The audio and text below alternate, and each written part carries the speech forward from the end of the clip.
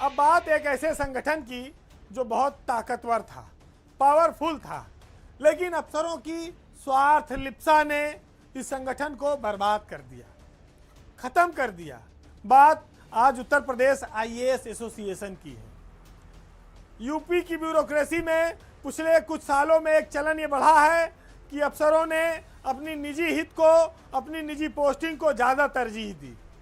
अच्छी पोस्टिंग पाने के लिए उन्होंने देश के सबसे प्रभावशाली संगठन को अपने ही राज्य में उसका अस्तित्व समाप्त कर दिया, उसको मृतप्राय बना दिया। आईएएस एसोसिएशन जो एक ज़माने में प्रदेश का सबसे बड़ा एसोसिएशन था, और कहा जाए कि वही नीति बनाते हैं, वही शासन है, वही सब कुछ है, आज वही का संगठन खाली रस्मी अदायगी रह गया है, रस्म निभा रहा है।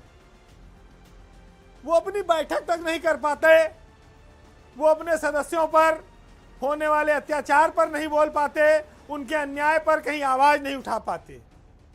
तो ऐसी एसोसिएशन और संगठन किस काम का है?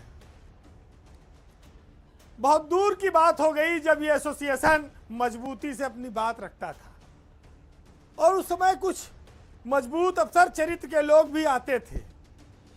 अब हर आदमी अपनी कुर्सी बचाने में लगा रहता है, तो वो सरकार के सामने पक्ष क्या रखे?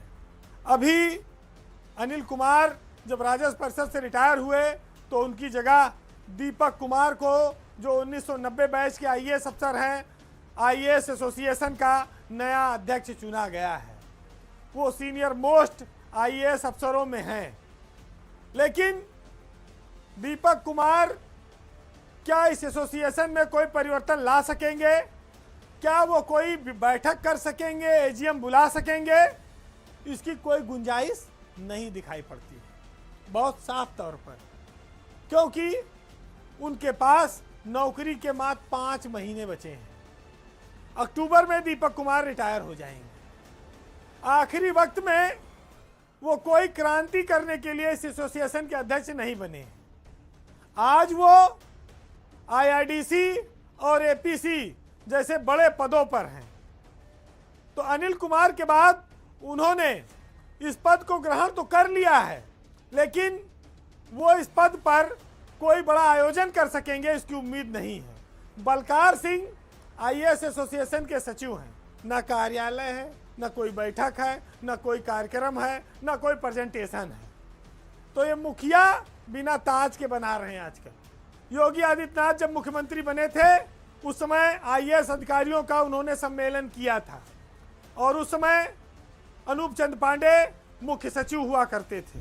उसके बाद से आईएएस एसोसिएशन अपनी कोई बैठक नहीं कर पाया।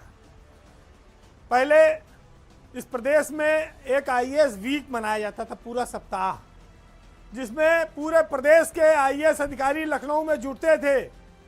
उनके लिए लंच और डिनर का इंतजाम होता था। मुख्यमंत्री उनके सम्मेलन को संबोधित करने के लिए आते थे। उस सम्मेलन में आईएएस अधिकारी अपने नए कामों का प्रेजेंटेशन, प्रस्तुतिकरण देते थे। फिर उनकी अपनी एक एजीएम होती थी जिसमें वो बहुत सारे प्रस्ताव पास करते थे।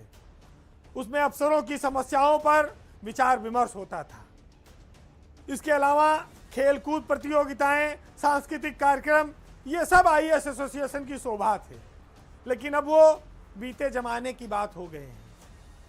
अब तो स्थिति ये है कि ये एक मीटिंग भी नहीं बुला पा रहे हैं। सिर्फ ये एक नाम मात्र की अध्यक्ष ही रह गई है।